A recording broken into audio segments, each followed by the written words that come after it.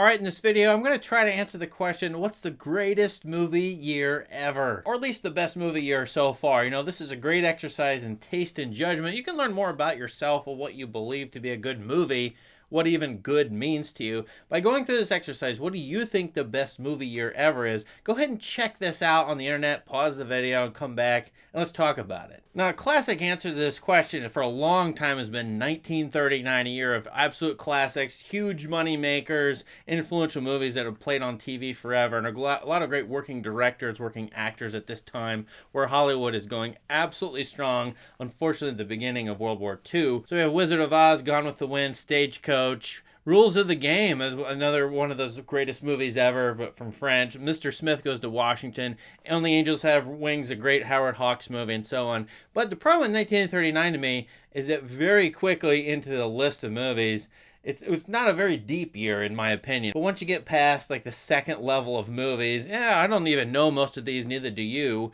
And so, okay, maybe it's not this year if you're looking for a deep, rich year of a lot of good movies. Another candidate, and this has been very popular to say, New York Times has written up articles about this, is 1999, a pretty recent year, a year for most of us, we were alive, at least I was during then, as well as some of these writers who would say 1999. Of course, one of the problems or the threats of this is presentism, trying to value the present or the recent present over the deeper past, of which we know less and less.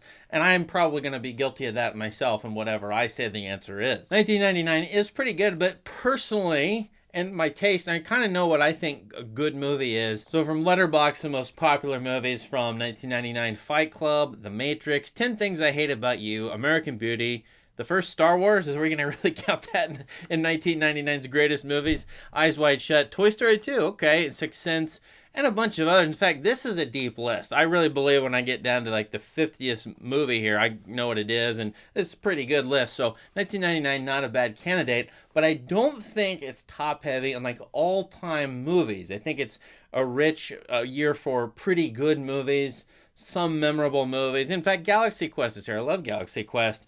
But still, I don't think it's the best year ever. So here's my answer to the question, what's the greatest movie year ever? It even surprised me. And it came about because I was looking once again at the Academy Award list, Academy Award nominations for Best Picture, and I happened to notice, 1975, that is a killer roster of Best Picture nominations. Those 5 movies, they're all great. Or they're all very good, at least, in my opinion, and so for various reasons. And so I thought, well, 1975, maybe I ought to look into that as a movie year. Do I like that year? Maybe that's a really good year, because I love this list of movies. Turns out, this probably is my answer, at least at the moment. The greatest movie year ever, 1975. And maybe I'm biased, because I was born just a few years afterwards, and I do like the literary quality of these movies. A lot of them are excellent in terms of entertainment value, but also they're excellent in terms of complexity of characters, storyline, cultural connections, my goodness. And there's a lot of great humanistic stories here, which I think many of these movies are overlooked. So I think 1975 is a lot better than people get it credit for. It does sometimes pull up on these lists of best movie years ever. I've never seen it at the top though, so I think I'm the only one who was saying this. Let me go through 1975's great qualities, and first of all, a couple of all-time classics. Mirror, first of all.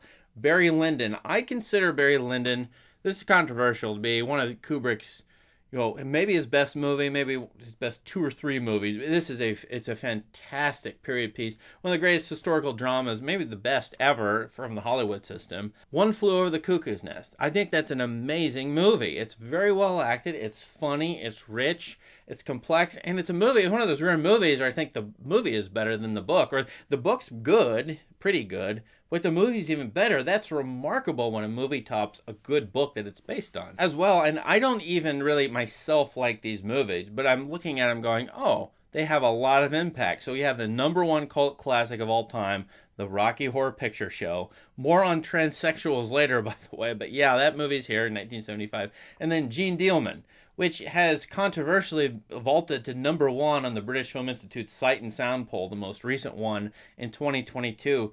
Now, it might not be to my taste, but a lot of movie critics and directors are saying that's the #1 movie ever. So here we are, 1975, #1 cult classic, #1 all-time movie ever, and arguably the #1 influential comedy ever. That's a very controversial statement, but Monty Python and the Holy Grail, which still holds up for me. It's still a great movie, still works well, is still ridiculous, but yet learned. It's a great movie in a lot of ways, and I love the postmodern ridiculousness in it, and it stood the test of time. Back to that list of Oscar nominees. All of these are very good movies. The first blockbuster ever, Jaws, right? That's what's considered the first blockbuster, Steven Spielberg's major movie, first one ever. I think Jaws has a top 10 musical score ever. John Williams' score in that is absolutely great. In my opinion, it fits the movie. It's memorable. It's singable. Everything, well, maybe not singable, at least the da-da-da-da, but everything about it is really, really rich. Nashville, a great soundscape by Robert Altman, who made sort of a weird collage musical that is a very artistic movie, made it in a countercultural way by Altman. I think this movie still stands a test of time as Altman's statement about America at the time, right before the bicentennial. It's an interesting one to look at in a lot of different ways. It's sort of a postmodern movie as well. One of those movies that is too long or has too much in it, but yet feels really interesting. I think for cinephiles, Nashville will still hold up, maybe for a lot of other people. It was reviewed very well at the time and won most of the major critics awards in this year. Another movie I think is absolutely great, Dog Day Afternoon. And this is a movie like One Flew Over the Cuckoo's Nest that has a lot of great, rich characters in it, including, and this is one of the hallmarks of this year, this time period, is uplifting these sort of down and out types, or things, people who are not noticed in films that often. And here, a man who wants to become a woman, which of course Rocky Horror Picture Show, but that was played very well in this movie, and whether one agrees or disagrees with anything to do with that subject matter, you have to acknowledge that human beings are making those decisions and thinking about them. This movie brings that out in a sort of literary, humanistic way, which I think is really rich and interesting. There's a fantastic social commentary, fantastic performance here by Al Pacino, which rivals Jack Nicholson's, which is fantastic in One Flew Over the Cuckoo's Nest, which is a cast loaded with fantastic performances, including Nurse Ratched. Okay, so the top 7 is pretty good, and then this is my opinion. I don't think people rate these movies as highly as I do, but I think so. But look at the list of working directors at this time. Here's the list of directors who released a movie this year: Mike Nichols, Robert Aldrich, Jean-Luc Godard, Clint Eastwood, Wim Wenders, Walter Hill, Dario Argento, George Romero, Ishiro Honda, Satyajit Ray, Agnes Varda did 2 movies in this year. Francois Truffaut, Fassbender, and Louis Malle, all releasing movies. I'm not saying they're good. In fact, I hate a couple of the movies I just listed for these directors, but that's a lot of talent. A huge amount of talent. And we haven't got to Sidney Pollack, John Milius, John Huston, David Cronenberg, Arthur Penn, Peter Weir, Michelangelo Antonioni, Kurosawa, Hal Ashby, Ingmar Bergman, and all the people who made, like Robert Altman, Steven Spielberg, the Oscar nominees. The talent on display, whether they made good stuff or memorable stuff or lasting stuff or not, is unbelievable. Undoubtedly, if these people had been poets or musicians, they would have reached their field there. But here they chose to do film. This is an amazing, amazing roster of people making movies. Oh, and by the way, we just missed movies from these directors: Werner Herzog, Orson Welles, John Cassavetes, Elaine May, George Lucas, Francis Ford Coppola, Martin Scorsese, Don Siegel, Terrence Malick. They had released movies around this period of time. There's even more, but they had released movies around this year. Unfortunately, not in this year, although here is the gigantic caveat that would win my argument.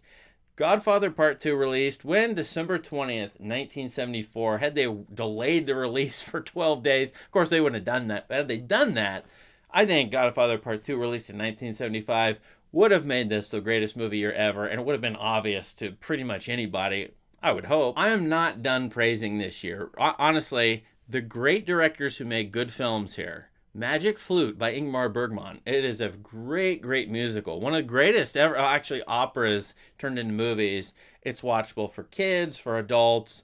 It's a wonderful reflection on viewers watching cinema, viewers watching opera. It's a wonderful movie. I think it's fantastic. Hal Ashby's Shampoo. Underrated, probably. I love Ashby. I made a lot of videos on his stuff. I think there's an excellent social commentary, not unlike Dog Day Afternoon, Nashville, etc., and it's just a rich, wonderful movie about vain people. Right? And Warren Beatty stars in Shampoo. Don't overlook it because of its title. I think it's in the vein of all these really rich, complex literary movies that are still pretty entertaining and very well acted. Kurosawa did it, one of his most underrated. I think Dersu Uzala, which is shot in Russia, Soviet Union, is very good. It's a wonderful adventure movie, some great passages in this. It's in the vein of Lawrence of Arabia, not quite, but it's got that feel to it. The journey into the unknown and sort of a buddy road trip. Not really, but kind of. So don't overlook Dersu Uzala. Most people don't know it, but it's a very good movie by Kurosawa. Jack Nicholson had a great year. We already said One Flew Over the Cuckoo's Nest. The Passenger. I've covered that on this channel. It's Antonioni. Really great movie, I think. It's for cinephiles, at least. It's not going to be easy to watch for anybody looking for entertainment purposes. Really rich, interesting movie, and that is definitely a journey into the unknown, existential journey of being lost and isolated and alone. Peter Weir, Australian director, is breaking out. He'll go to Hollywood in a few years and make a bunch of good movies like Witness and The Truman Show, but he makes Picnic at Hanging Rock. Another one of these movies. It feels like I think there's an overlapping theme, like The Passenger. I can't forget The Man Who Would Be King, and this is not unlike Dersu Uzala, but John Huston's great movie, Sean Connery, Michael Caine, based on the Rudyard Kipling book. This is a fantastic, I always love this movie. I think it's fantastic. Sort of a movie like it, not as good, but The Wind and the Lion, historical movie. John Milius, Sean Connery is in that too, of course. The Man Who Would Be King is a very good movie. Arthur Pym's Night Moves involves Gene Hackman. While I don't really love that movie, it does this genre-bending thing with the noir detective story. Gene Hackman's in it, so it's definitely worth watching. Arthur Pym, famous director. Maybe a better detective movie, Farewell My Lovely. It's a wonderful little movie with Robert Mitchum doing Raymond Chandler's Philip Marlowe character, and I think this is a very well done movie overall. Paul Newman did The Drowning Pool. He did Ross McDonald's Noir. That's not a very good movie, but there are some good detective movies or some watchable detective movies for people who are into that stuff in this very year. I feel like I've missed something, and yes, Woody Allen's Love and Death. This is maybe a top 2, top 3 Woody Allen movie, which is saying a lot. He does this historical thing, Napoleonic Wars, Russian peasant. He plays a Russian peasant. It's a great philosophy 101 movie, but with some sort of Allen and Mel Brooks type humor in it. The overlaps with Love and Death and Barry Lyndon are unbelievable. Like, I don't know, were Kubrick and Allen conspiring to come up with very similar kinds of things, yet different flavors? Where Kubrick's dark cynicism, Allen's sort of jokey philosophy thing on top of his existentialism. I don't know. So this is a great year for comedies, in my opinion. Love and Death, Monty Python. That's enough. That's a very good year for comedies. Now, I haven't mentioned the cult classics. Actually, I have Rocky Horror Picture Show, but the Stepford Wives, that's very famous for what it is, and even the phrase Stepford Wives. Also, Tommy, The Who's Tommy, the pinball movie. And one of my favorite Mystery Science Theater movies is Mitchell. You've got to see it to believe it. It's a terrible movie, yes, but it is a cult classic and one of the great episodes, according to a lot of people, for Mystery Science Theater 3000. So overall, I very strongly believe in this list of movies. There's 6 or 7. They're probably in my top 100, 150 here for 1975. And I think this is a rich, wonderful period of acting and directing and sound design and just general bold creative vision. Some downsides to 1975, animated fare, nothing absolutely here. In fact, kids and family movies, it's pretty terrible for kids and family movies. If you don't count any of them that are listed above, there's almost nothing. Couple Disney movies, Apple Dumpling Game, they're kind of forgettable. The science fiction is dark. I would say Rollerball, Death Race 2000, A Boy and His Dog. All of those are very dark, sort of post-apocalyptic fare. A lot of social commentary in them. I don't love them, but if these are your flavors and you like this better.